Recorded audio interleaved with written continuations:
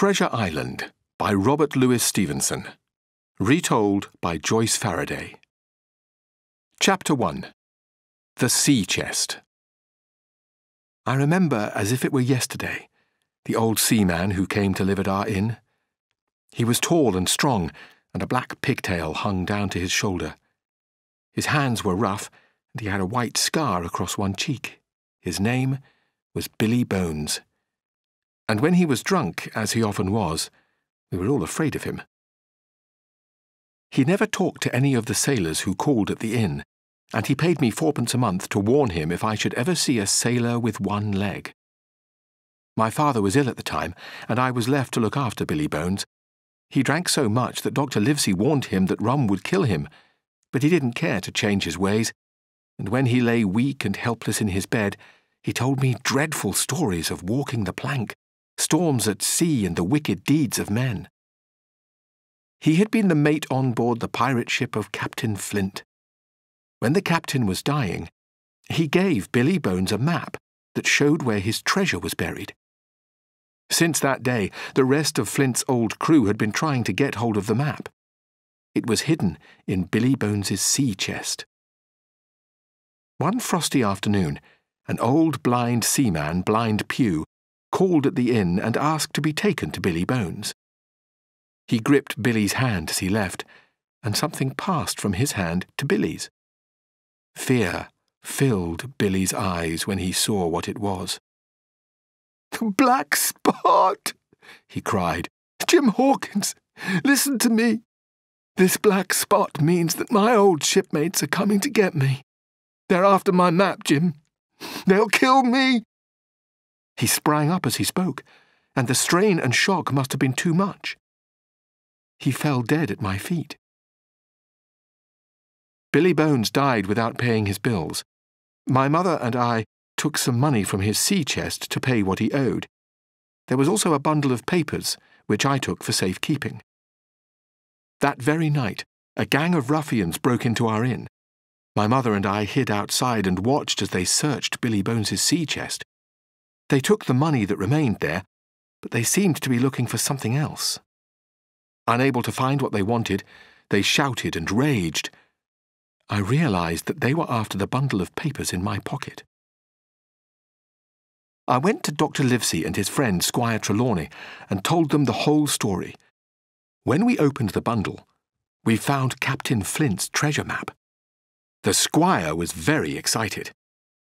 "Flint was the most bloodthirsty pirate that ever sailed," he cried. "I'll fit out a ship in Bristol. Livesey, you'll be the ship's doctor. I'll take you too, Jim Hawkins. You'll be cabin boy. We'll have the best ship and the choicest crew in England, and we'll have that treasure." So it was that Squire Trelawney bought the Hispaniola and prepared her for the voyage. He needed a good crew, and took on a sailor named Long John Silver as ship's cook. His left leg was cut off close by the hip, and under his left arm he carried a crutch. He was very tall and strong. This man was very helpful to the squire, and helped him to assemble a tough, hard-working crew. In a few weeks, the Hispaniola was ready to sail. Chapter 2. The Voyage. We set sail under our captain, Captain Smollett. The coxswain, Israel Hands, was an able man, and Long John Silver was a fine cook. He carried his crutch on a cord round his neck, so that both his hands were free. He propped himself against the side and got on with his cooking like someone safe ashore. We all worked well and willingly, and I often heard the crew singing as they toiled. The song was one I'd heard from old Billy Bones. 15 men on the dead man's chest, yo-ho-ho and a bottle of rum. I passed many spare moments in Silver's shining galley. His parrot, Captain Flint, named after the famous pirate, swung in its cage and screeched, "Pieces of 8, pieces of 8, pieces of 8, all day long. Silver was interesting company, full of gripping yarns of his other voyages and adventures. He was well liked by all, and the men looked up to him as a leader. We kept a barrel of apples on deck for the men to help themselves. One evening, I went to the barrel and, finding it nearly empty, climbed inside to get an apple from the bottom. There I sat, quietly rocked by the sea. Someone sat down on the deck, leaned against the barrel, and started to speak. The words I overheard made my blood run cold. Israel Hands and Silver were planning to take over the ship once we had found the treasure. They would kill the captain and any of us who would not fall in with them. I could not believe my ears. Suddenly, there was a shout of, "Land ho!" The men all ran to catch the first sight of land. I took the chance to jump out of the barrel and run to the safety of my friends. Captain Smollett was telling the crew about the island. Long John Silver said that he'd been there before when his ship had put in for water.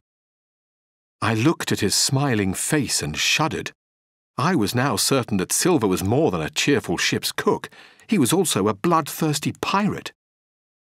As soon as I could slip away, I told the captain and my friends, the squire and the doctor, what I had heard. They decided we were safe until the treasure was found. There were 19 pirates, but only 7 of us.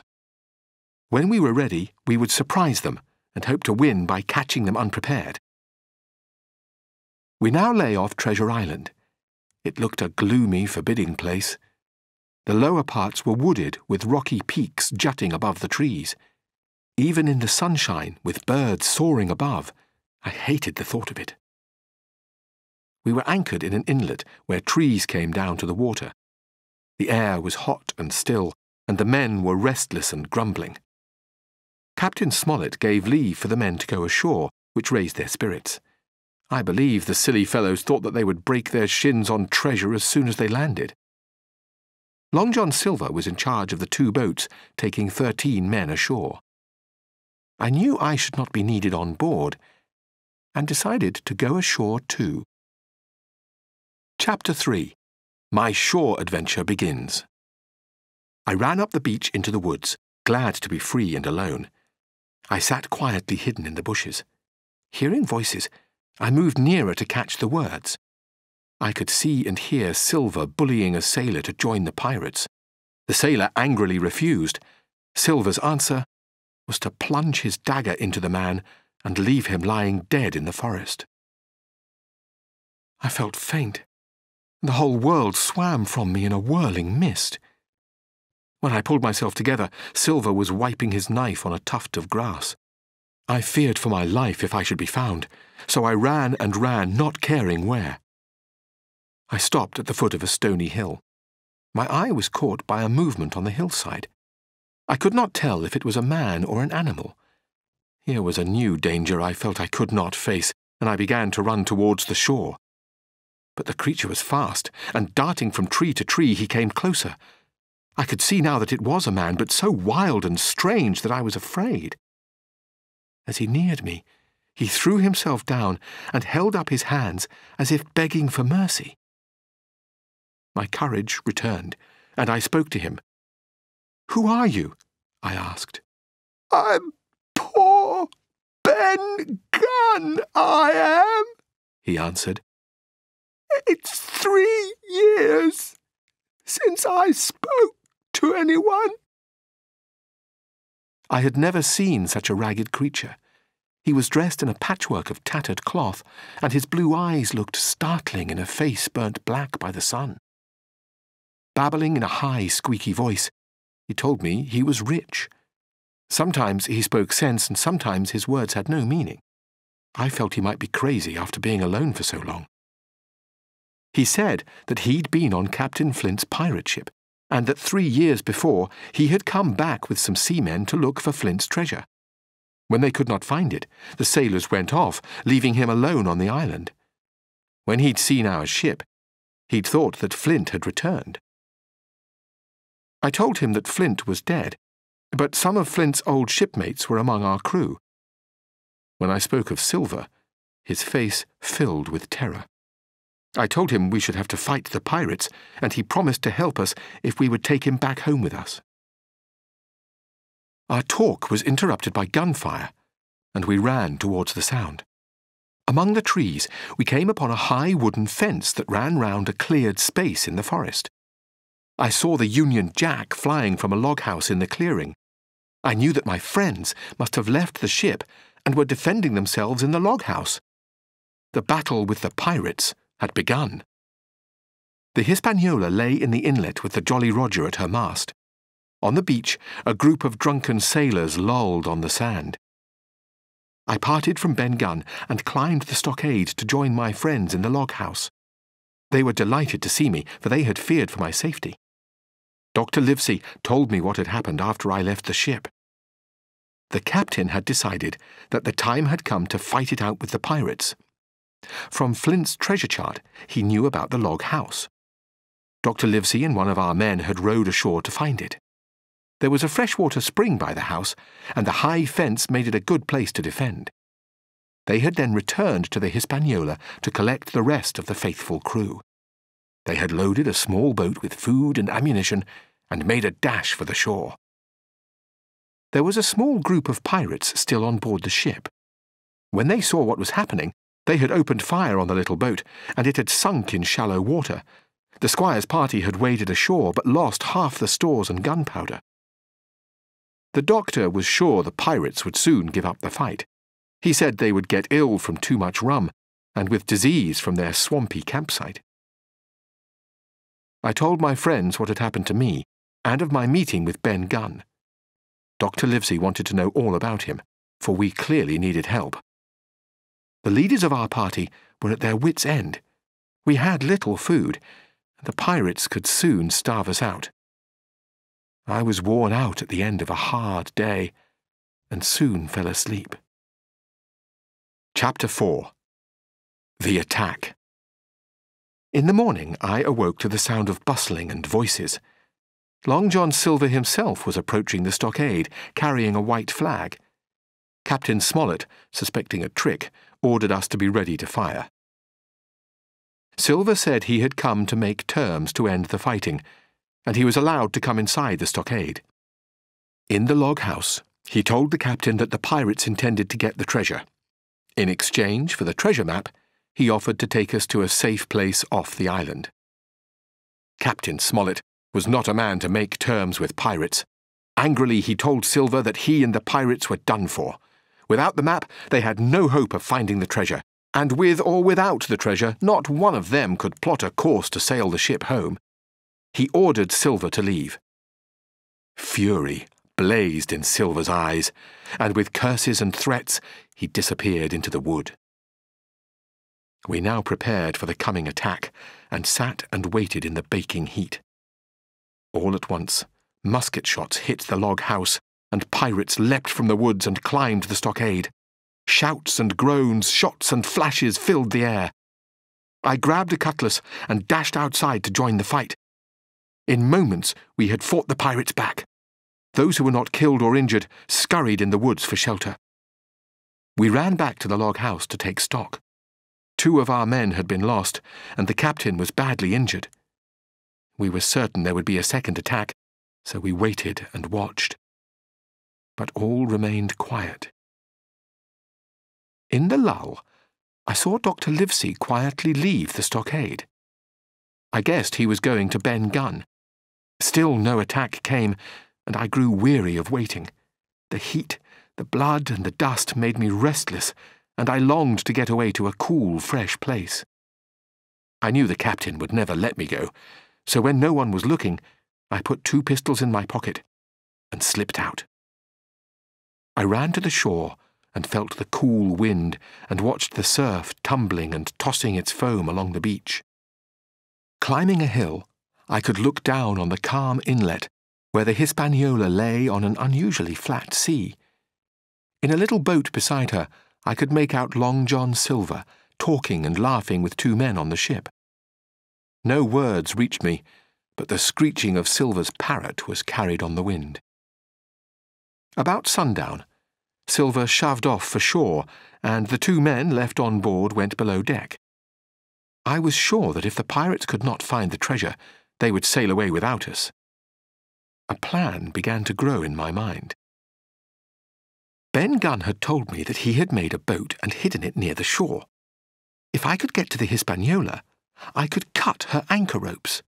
she would drift away to another part of the shore, and the pirates would be unable to escape from the island. I searched in the bushes and, to my joy, found the hidden boat. It was made of goatskin, stretched over a wooden frame, but it was so flimsy I wondered if it was strong enough to hold me. With darkness, fog crept into the inlet. It was a perfect night for my plan. I pushed away from the shore and drifted silently towards the Hispaniola. Chapter 5. My sea adventure begins. As I came alongside the ship, I could hear loud, drunken voices. Israel Hands was shouting at another man. They were not only the worse for rum, it was plain that they were also angry. On the shore, I could see the glow of the fire in the pirates' camp. Someone there was singing the song I'd heard so often before. 15 men on the dead man's chest, yo-ho-ho and a bottle of rum. Drink and the devil had done for the rest. Yo-ho-ho and a bottle of rum. Strand by strand, I cut the anchor rope, and the ship began to swing and slide away to the open sea. As she slid past me, I could see into the cabin. Israel Hands and the ship's watchman were fighting. They were too busy to feel the movement of the ship. I lay flat in my little boat, praying that I should not be seen. For hours, as the sea grew rough again, I was tossed on the waves. I must have slept, for it was broad daylight when I awoke. My boat had drifted along the coast, but I could see no landing place under the rocky cliffs. I could only let my boat drift on and hope to find a sandy shore. The hot sun and the salt from the sea spray had given me a raging thirst. I wanted to be on shore in the cool shade of the trees. As I rounded a headland, the sight before me made me forget my cares. No more than half a mile away lay the Hispaniola. Her sails were set, but by the way she turned and drifted, it was clear no one was steering her. If the pirates were drunk, and I could get aboard, I might be able to capture the ship. I paddled fast, but with the wind filling her sails, the Hispaniola kept her lead. At last I had my chance. The breeze fell, and she turned in the current and stopped. I came alongside and leapt aboard. The wind took her sails, and she rushed down on a wave and sank my little boat. I had no way of escape now. I moved quietly on the deck among empty bottles. Not a soul was to be seen. At length, I saw 2 pirates. One was clearly dead, lying on the blood-stained deck. The other was Israel Hands, wounded and groaning and unable to stand. When he saw me, he begged for brandy to ease his pain. I went below into the wrecked cabin to find some, and after a drink he seemed stronger. I agreed to give Hands food and to patch up his wounds if he would tell me how to steer the ship into a safe harbour. For the time being, we needed each other. But I did not trust his odd smile as he watched me. He asked me to fetch some wine from the cabin, and when he thought I had gone below, he staggered painfully across the deck and picked up a knife he had hidden in his jacket. This was all I needed to know.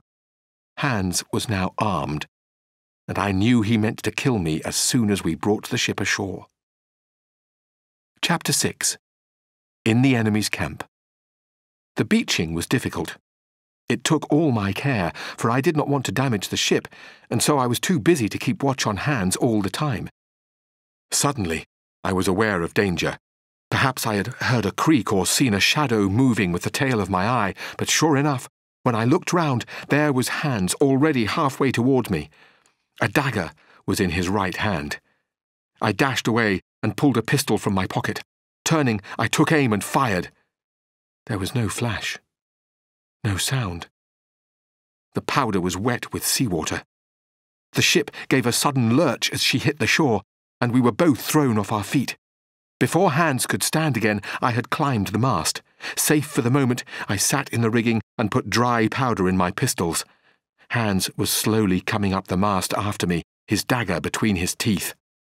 "One more step, Mr. Hands," I called, "and I'll blow your brains out." He stopped. and in a flash flung his dagger. I felt a sharp pain and found myself pinned to the mast by the shoulder. The sudden pain and shock made me fire both my pistols. With a cry, Israel's hands fell head first into the water. I felt sick and faint and shut my eyes until I became calm. When I had freed myself, I found that the wound was not very deep in spite of the blood that ran down my arm. In the cabin, I found bandages to bind up my wound. It was sunset, and I waded ashore. All I wanted was to be back with my friends. I hoped that the capture of the Hispaniola would be enough for them to forgive me for having left them. The moon helped me to find my way to the stockade. I walked carefully and silently and dropped over the fence. There was no sound. The man on watch had not heard me. I crept to the log house and stepped inside. Suddenly, a shrill voice rang out in the darkness. "Pieces of 8! Pieces of 8! Pieces of 8!" Silver's parrot. Instead of finding my friends, I had come face to face with the pirates and capture. By the light of a flaming torch, I saw Silver and the 5 men who were still alive. There was no sign of my friends, and my first thought was that they had all been killed. But I soon learned that this was not so. While I had been away, Dr. Livesey had gone to the pirates and told them that, because the ship had gone, he and his party had given up the search for treasure. The log house and everything in it, even the treasure map, was handed over to the pirates, and my friends had walked out into the woods. This news puzzled me. I could not understand why they had given up without a fight. Long John Silver was still the pirate leader, but he seemed less cheerful than before. It was clear that the men did not obey him willingly. If they should pick a new leader, Silver knew that they would kill him. His only hope of being saved was to be on Captain Smollett's side. He promised to protect me from the pirates if I would put in a good word for him with the captain. But if the pirates guessed he had changed sides, I knew they would finish us both. Our lives depended on keeping our plan secret. The next morning, Dr. Livesey came to the log house to see to the sick and wounded. He was surprised to see me with the pirates, but he said nothing. He went on his rounds, giving out medicine and dressing wounds. When he had finished, he asked to speak to me alone. The doctor spoke harshly to me at first, telling me it was cowardly to have joined the pirates. But when I told him of all that had happened to me, his view quickly changed. When he heard that the Hispaniola was safe, the doctor's eyes opened wide in amazement. I told him of Silver's danger, and he agreed to take him home with us if Silver would keep me safe. We were in a tight corner, and it looked as if there was little hope of getting out of it. At last the doctor shook my hand and said he was off to get help. By now, the pirates were growing restless to go and find the treasure, but there was a question in Silver's mind. He wondered why the treasure map should have been given to him. He knew that somewhere there must be a trick, and he dared not let the pirates guess his thoughts. As we sat round the fire, eating breakfast, Silver chatted away, telling the pirates how rich they would all be when they had found the treasure. He painted such a picture that I thought he believed his own words. Chapter 7. The Treasure Hunt. With picks and shovels, we set out to find Captain Flint's treasure. The men were armed to the teeth. Silver had 2 guns and a cutlass. As I was a prisoner, I had a rope tied round my waist. Silver held the other end. In spite of his promise to keep me safe, I did not trust him. As we went, the men talked about the chart. On the back of it was written, "Tall tree, spyglass shoulder, bearing a point to the north of nor-northeast, Skeleton Island east-southeast, and by east, 10 feet. So we were looking for a tall tree on a hill. The men were in high spirits, and Silver and I could not keep up with them. Suddenly, there was a shout from one of the men in front. The others ran towards him, full of hope. But it was not treasure he had found. At the foot of the tree lay a human skeleton. The men looked down in horror. The few rags of clothing that hung on the bones showed that the man had been a sailor. The skeleton was stretched out straight, the feet pointing one way and the arms raised above the head, pointing in the opposite direction. "This here's one of Flint's little jokes," cried Silver. "These bones point east, south, east and by east. This is one of the men he killed, and he's laid him here to point the way." The men felt a chill in their hearts, for they had all lived in fear of Flint. "But he's dead," said one of them. "Aye, sure enough he's dead and gone below," said another pirate. "But if ever a ghost walked, it would be Flint's." "Aye," said a third man. "I tell you, I don't like to hear 15 men sung now, for it was the only song he ever sang." Silver put an end to their talk, and we moved on, but I noticed that now the men spoke softly and kept together. Just the thought of Flint was enough to fill them with terror. At the top of the hill we rested. In whispers, the men still talked of Flint. "Ah, well," said Silver, "you praise your stars he's dead."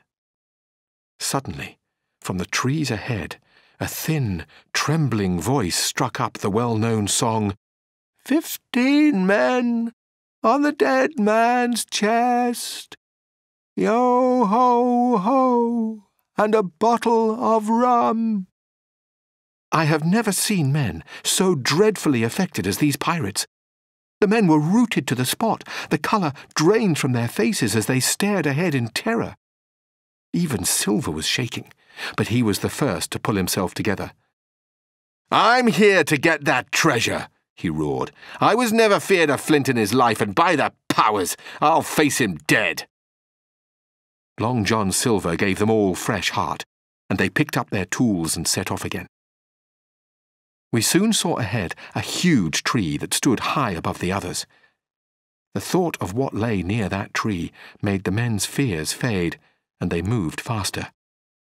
Silver hobbled on his crutch. I could tell from the evil in his eyes that if he got his hands on the gold, he would cut all our throats and sail away. The men now broke into a run, but not for long. They had come to the edge of a pit. At the bottom lay bits of wood and the broken handle of a pickaxe. It was clear for all to see that the treasure had gone. The pirates jumped down into the hole and began to dig with their hands. Silver knew that they would turn on him at any moment. "We're in a tight spot, Jim," he whispered. The look of hate in his eyes had gone. With the pirates against him, he needed me again. Once more, he had changed sides. The pirates scrambled out of the pit and stood facing Silver and me.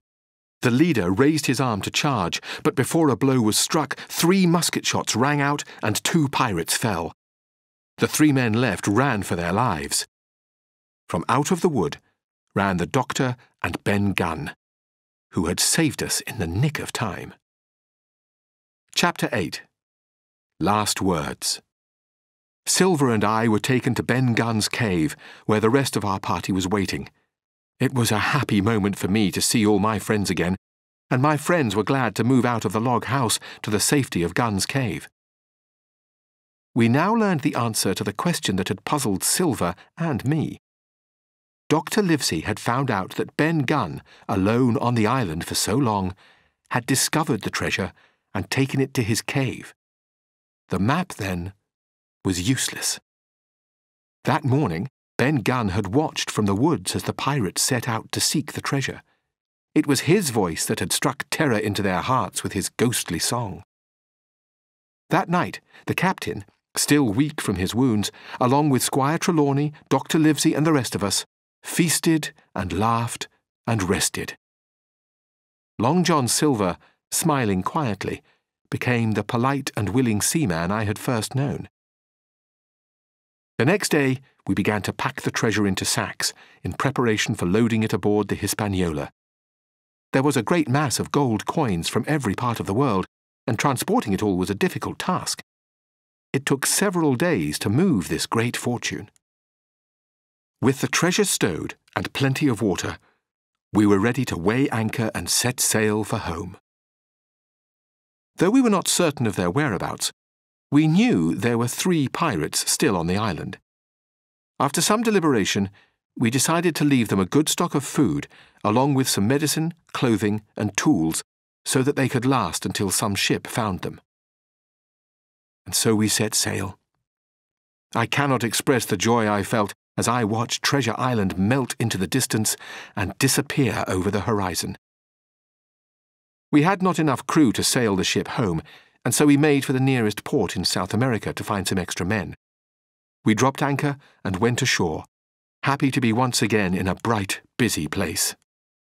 It was nearly dawn when the doctor, the squire, and I returned to the Hispaniola. Ben Gunn met us and told us that Silver had left the ship. He had taken a small amount of the treasure and gone. We were all glad to be rid of him. Our one wish now was to reach Bristol safely. We had a good voyage home. When we arrived, we shared out the treasure and settled back into our daily lives. Ben Gunn got £1,000, which he spent or lost in less than 3 weeks. He was given a little job in the village, and he still sings in the church choir every Sunday. Of Long John Silver, we never heard anything again, and he has gone right out of my life. But sometimes, in a bad dream, I fancy I hear his parrot, Captain Flint, still screeching, "Pieces of 8! Pieces of 8! Pieces of 8!"